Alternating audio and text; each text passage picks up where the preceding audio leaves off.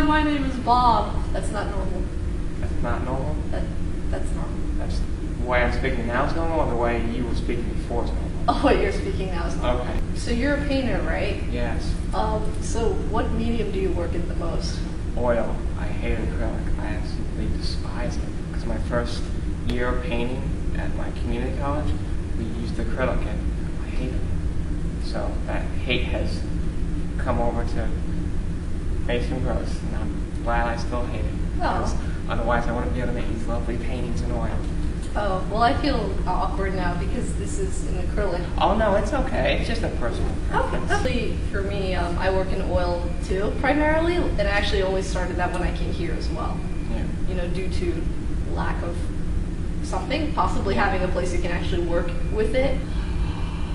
Okay, when did you first realize that you wanted to be an artist? Like, when was the first time you said, I want to do this? Okay.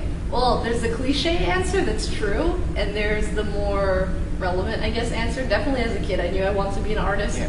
So, amongst other strange things like spiritual leaders, Yeah. I got one what. Yeah. But it was kind of maybe like sophomore year. I don't remember.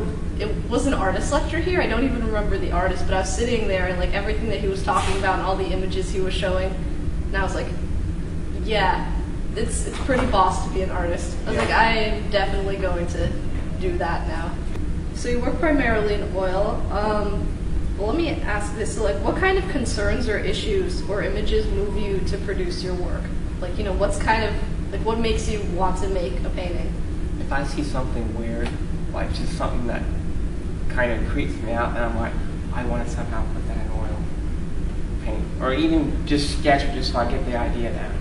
But yeah, weird stuff. I mean, just stuff that I see that I'm like, I want to paint or draw that. And I'm like, totally all over that. Well, is that the same thing that happened with this? Yeah, painting, this or? was actually inspired by Norman Rockwell's Farmer and the Birds. So I was like, I looked at that and like, it's a nice painting, but I was like, it's kind of not colorful. I mean, it's nicely painted, nicely rendered. It's Norman Rockwell. Yeah, but I was like, I want to make it more colorful. Yeah, you definitely accomplished the more colorful. It's very poppy. How would you describe your work in one sentence? In one sentence? Not one sentence, but just in general. Like, I could try one sentence. That would be funny. Go for it. One sentence. Sits here for 3 hours. The paintings are very confused. How would you describe your work in one sentence?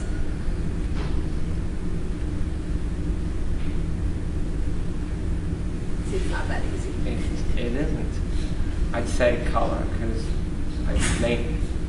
with my drawings, I just am concerned with the form, the value, and everything. But with my paintings, I'm about the color. Like, I probably could paint a normal portrait with normal colors, but I'm like, that's boring. I want her skin to be bright blue. So do you think, like, has Matisse or Picasso, they've been influences, or no? I think Matisse, I'm not, you have to show me a painting because I'm not good with names and artwork, but yeah, I think Matisse. Yeah, but he tends to be, like, very colorful and just use these, like, almost arbitrary seeming colors, like a green stripe down the nose or other things. You know, why do you go towards the colors that you use? Like in this one, you know, what are you thinking about? Like, I'm thinking what colors can make the most, want to hurt you the most. So the green against the red and the orange against the blue. And I'm just thinking of complementary colors and trying to push that. Is there a psychological level to the color choices that you're making? Like you said, like you want them to hurt you or to kind of... I want it to like, kind of like, you to look at it and be like, but then look at it again like, that kind of thing. Okay. Do you want to go to grad school or do you want to start working? Yeah. Well, just job-wise, I know that I want to keep teaching. Like I have a job already teaching, so I'm going to, stay there. So. That's good. No cursing. So I want to do that. I don't think I'll go to grad school immediately, just different people that I've talked to. Like I decided in my own head, it makes much more sense for me to force myself to work and get out there on my own. So I'll just be finding the most practical, livable solution for me to do that, and that does not include going to New York, like most people kind of think, like, oh, I'm going to go there and now and be an artist. Yeah, that's the same with me too. Like, I'm kind of afraid of New York. Like, I'm like Macaulay Culkin when he first gets like, I'm in New York. Have you ever seen a painting, and it could be in the New York gallery, that you, as soon as you saw it, you like hated it? Like, just very visceral hate? I wouldn't say hate, just Hate's more, a strong word. Hate's a strong word. Okay. It's more like the what are they doing? Like, I have no idea what this person is trying to do. Well, what was it? Like, do you have memory specifically? No, not a specific painting, just like, okay, no, wait, I will give a specific example. Okay, and describe it, please. A canvas painted entirely black. Is it at Reinhardt? I am not sure if that is, but it was completely painted black. I'm not sure if it was that right one. I'm like, I know I may be ignorant or like not as up to speed with art, but I'm like, okay, black and white. Good contrast, though. You know, it has good contrast. Yeah. What are your favorite artists or artists? Like, which one do you look to for inspiration? There's actually a couple of them. I could be more generic and just say what type of kind of artwork. Yeah. Because I have one painter in my mind, Angela Dufresne. Recently I was reading about British artist Grayson Perry, who is a man, but he dresses in cute dresses, and he, he has really like adorable fashion, and he walks around and goes to parties that way. So there's no reason for me to use this accent. Use that word. It adds something. For the whole interview, I can do that. So he wears these dresses, and I think I just like artists that kind of are surprising in a way, and they do these unusual things that maybe society tells us that we're not allowed to do. And they push things like usually gender and like sexuality issues are what kind of attract me, or just things that are strange there. Yeah. Like you said, like something strange, like grabs your attention. So like for this isn't a music video for can't remember her name right now, Kiari Pamu, but she's a Japanese artist. The video's called Candy Candy, and she's dressed like that with like this cute pink hair or whatever. But then in the video, there's very clearly a guy. He's like 3 feet taller than her, like super bulked up, who's dressed the same way. But this is like a mask that he's wearing. And while she's doing all these cute moves, he's walking around like this, dressed in the same thing, and it's very bizarre. Like you watch it, just throws off everything else about that video. Yeah. So artists that sort of push boundaries, I guess, in gender and like fashion and societal norms, that type of thing. That's not the only thing, but that type Yeah. Okay, this is weird. It's not weird, but weird's fantastic. I want to know everyone's like thing about this. Okay, if you could buy one art supply, and it didn't matter what the cost was, it could be like $1,000. And if money was no option, you could have it. What would that one thing be? I would have tons and tons and tons and tons and tons of rolls of printmaking paper. Just like a BFK Reeves, nice like white, I forget like what the count is, but whatever, just like printmaking paper, just ever. It's very good. And like as you can tell, I'm kind of like painting on a flatter surface, not canvas as much. Canvas, I have an allergic reaction to it, I think, but I actually have to deal with it. So just like paper. What about for you then, if you could buy like anything? Liquid. I love liquid. It's like, because when I first started painting in oil, it was like kind of watercolor. Like, I couldn't manage to get the paint on really thick, but liquid, it like, the way it flows with once you mix the oil, it's like it's so nice, and I love it. I wish they'd have more sales of it at Utrecht. Do you have an ideal kind of artwork? Like, have you, kind of the opposite of the question where you saw something that you really didn't like. Is there something that you really, really do like? Like, maybe you've seen a work that you just saw, it's like, this is perfect, this is everything that I ever wanted, my sort of stuff to be. Is there something like that? Well, yes and no. I like the David Katzen. I'm not sure if I know. Yeah, he paints mainly representational, realistic, and his portraits are real, like photographs. then the backgrounds are just, it doesn't, you don't know where it is. It just, all these marks, and it's just weird to me. And he doesn't really go with color, but just the fact that that person is in that kind of abstract environment, it just... Does it look like it's a painting behind them, or is it just some sort of like weird unknowable texture? Or? Yeah, weird unknowable texture. It's just, it's weird, and they're just like perfectly painted portraits against that, and it's just kind of really weird to me, and I love that. Oh, by the way, do you know George Condo? Doesn't live in a condo. Yes, he does. He certainly has like very bright colors, but his people are not in any way. They're like painted. I can't even say representationally, but the oil paint is used to make it look kind of like a real surface a little bit. It's modeled in any case, like they're 3D forms, but they're like very weird. You'll have like half clown faces and like teeth that go up here and like one huge eye, and it's like looking at you like that. So that might be something to look at. Well then, is there something in your paintings that you've really been trying to go towards, like some idea specifically? I mean, like, I would like to have, like, the values and the forms be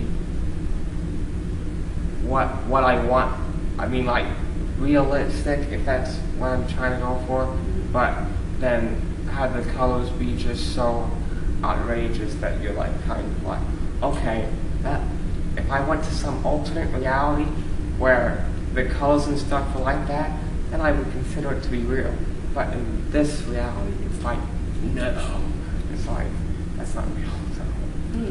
But is there maybe like a reason behind doing that? Some sort of, like you said, it's an alternate reality, which is kind of interesting. Yeah, I mean, I'm into that kind of thing, alternate realities, the ideas of that. Do you play video games, sir? Yeah. And I don't know, it's interesting to me. I like the idea of things being different, or that not all the possibilities that ever were are like necessarily right here. There's like other realities out there where things that we never could dream of are possible. So. Well, that's sort of like science fiction in a way. Yeah.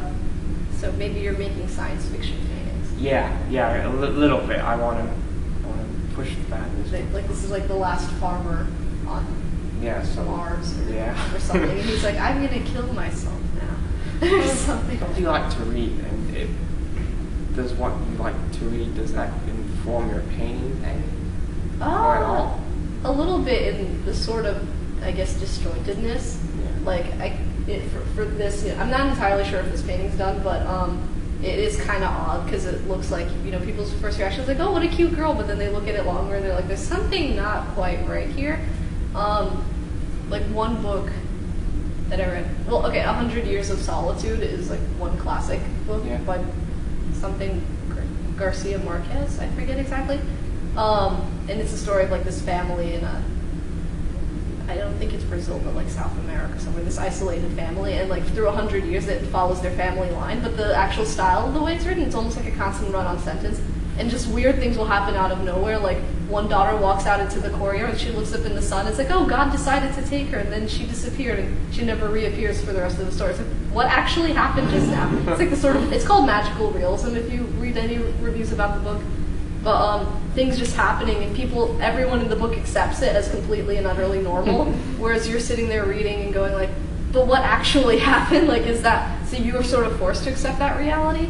Another one with like the run-on sort of style is Bright Shiny Morning by James Frey, who is infamous for other reasons, but it doesn't matter, or it does. And it's like following people going into California and how different people, like a drunk hobo guy who lost his like family and everything else, people who are escaping for their abusive families in like, the middle U.S. and coming to California to start up a life, except they're dirt poor, extremely rich actor people, whatever else, like a Mexican maid. And it's all like this run-on sort of sentence that goes on and jumbles like everything together. It's like this big crazy pile of meaning. So out there. What do you think are some of the strengths and weaknesses in your painting? All properties like color and whatnot. Well, colors I wouldn't say is like completely a weakness, but it's something I do need to think about more. Like I usually go from like my gut. So what I do, or like I just have an idea like right off the top of my head from when I begin something, and I go with that usually. But so some formal things like composition actually, and just considering the space a little bit more. Usually I'll just go with like what's instinctually or like intuitively, you know, in my head that I go for first. So it's actually more of that. I feel that I know pretty well like what kind of subject I want to go towards and like what I actually want to paint. But it's like formal things like that that I think I can work on more. What about for you? Same question. For me, I think like expanding my colors is a real thing I like to try to do, because I mainly just stick to like yellows, oranges, greens, blues, and reds, and that's pretty much it. I don't try to I mean, I try, but I like most of these colors are pretty much straight from the tube. Yeah. I mean, some of them I mix, but it's like really rare, because I just try to, I want to get it down, and mixing the color just, to me, it's just too. Well, that could be, small. you know, that could be something. Like for me, I had issues painting with canvases for like various reasons. One of them, which like I'm looking at yours, like your edge is not painted at all, right? And that's what would, you know, mess me up. It's like, do I want to paint that? But I hate. But do like so it was like this huge reason. So I decided I'm gonna go with something that doesn't have an edge. To begin with, it has an edge, but it's not one that I really need to much be concerned with. So maybe the fact that you're, you know, you don't want to mix these colors could be like a strength in some way. Like you could kind of twist it and make it like really useful. Like again, that's maybe like look at George Condo again, because he mixes his color, but they're also usually like very bright. They almost seem like they could be out of the tube, and they're also sort of very flat. Like how you have these regions of like just the flat blue and flat green and whatnot. So that could be something. Have you had any like really critical, eye-opening moments since you've been here? Something that like someone's told you something and you're like, oh my god, like why I've been doing everything wrong before that, or just. I think my professor last semester, Richard Baker, he just, because I wasn't sure when I first started doing paintings like this if it was a good idea. I was like, I'm not, because at first my paintings, like when I first started here, were like really different, and I think I really had. Because I actually tried to do like naturalistic colors and realistic stuff. Yeah, and I was like, I mean, they were okay, but I was like, I wasn't happy with it. It's like they were just like, and I was like, so when I started doing these, and Richard was like, you should like kind of keep going for it, just keep pushing the color, keep pushing what you're doing. I was like, yeah, let's do it. And I was really happy with how it turned out. Is there a time period or movement or like some way of working that was very popular at a certain time that you identify with? Or maybe you kind of do, but you don't like it? Like, is there something, some movement that particularly, don't walk into the camera here. Oh, yeah. Oh, it's a camera. Hi. Sorry, I'll see you later. So is there a time period or movement that you kind of identify with or struggle with or something? I don't know. I mean, like, I guess I like the Renaissance just because that's where they first started, like really trying to study that kind of thing, just trying to get everything right, like the anatomy, facial features that Da Vinci just started making notebooks and notebooks of just anatomical drawings and stuff. He like really looked at everything. He looked at fetuses, pregnant women. And he cut up people. He cut up people. Yeah. Just to find out how things worked. Well, I have to ask you, do you want to cut people up? No. No. Sorry, I mean, no. I'm joking. But thank you for taking that question seriously. It would be, I mean, that would be interesting just to see how things actually look that way and see how they work. But if I really, really want to, I'm sure I could look it up. Yeah, things are nice and clean in this era. Yeah. I mean, but I think that the idea of just trying to look for new things and just look at things differently or try to go deeper, that's something I want to try to do. So that's something you do want to like do personally in your own work, right? Do you think there's do you have any idea of how you can begin going about that, or? As of now, don't, but I like to try to explore. I was reading the book, and one person asked this to another person. I was like, okay, do you believe in art for art's sake? I vaguely remember who said that. Was it? I don't remember his name right now, but I think I know who said that. The guy who drew the mother. It's a very blue painting, but oh well. Art for art's sake, kind of yes. I mean, but just like doing art and not worrying about like if you're gonna get paid, if it's gonna support. Oh, okay, in that way, because there's a lot of ways that you can like interpret that. Yeah, sentence. yeah. Just doing it for the head. Well, yeah, exactly. Because I plan to have my own, job that will actually support me more or less. Yeah. And I'll, find other money-making ways that will, keep me eating food and living under a roof. But yeah, like I want to have my art on the side, just like, kind of doing it just for the sake of actually doing it.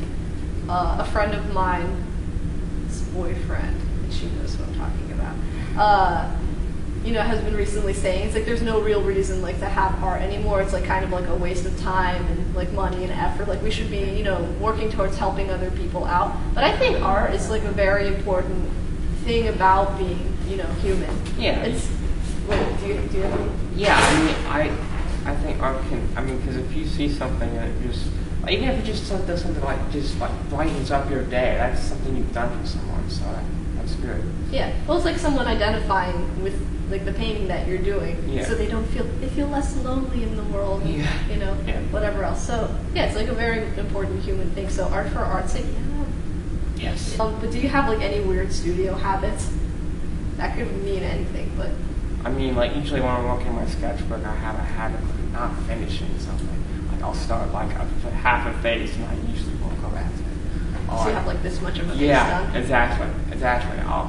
And I might go back and finish it, but not usually. I'm like, I'm kind of over that. What if you just did a painting of like someone's half face? I've actually thought about that, like just taking that and doing it that way, like just like doing half the face. Like, no, I'm not gonna finish it. It's kind of like Yeah, it's kind of like it's kind of like Da Vinci decided like I'm gonna make this nice and detailed. Oh, and I don't want to finish the rest of that. It's like left it kind of hanging there. That's cool. Do you have a silly question you want to ask me? Are you in any way related to Sarah Michelle Gellar? Imagine Mason Gross is all yours for one day, right? Nobody's here, and you can do whatever you want with it. Like you can transform it or something. What would you do? What would I do? Yeah, oh my God! What did I do? I'd put in a little food area more than the vending machines. A food what? A food area. Oh, okay. And just like where it has food, so you don't have to walk like actual legitimate food. Not Edible like food, corn syrup and like whatever. Just like deli sandwiches or something. I don't know. Have it where everyone could have their own studio space if they wanted, or if they wanted to share with people. That's fine. We can turn everything into a studio have space. Have it where there's more stuff you can actually have that's here. Mm-hmm. So you don't have to go to Utrecht. They provide canvas for you, or stretcher shirts for you, or paper for you. Yeah, so you don't have to go out and get everything. I'd have to do the same thing. What would you change then? I would make this a very colorful and glitter-tastic kind of playground thing. Yes, you got the idea. She's going wee at me, Alexis Cherry. I would basically make everything much more colorful because I'm tired of this white, black, gray, checkered thing.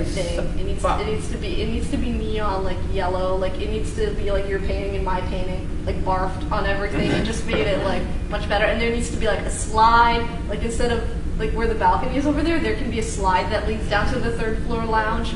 I'm totally copying this off like some other artist exhibition, but just slides everywhere and like magical Willy Wonka elevators. That should be more fun because I hate using the stairs, so I'd rather just slide down. There you go. So I'll work on the color part. You work on having the food and like all the supplies. Yes. Totally. Okay. Thank you very much. We can get it done. Yes, we can do it. Yes, we can. Yes, we can. That was not a political endorsement. Yeah. No. Sorry. Make someone cry. We can just cut it off there. Okay. Yeah.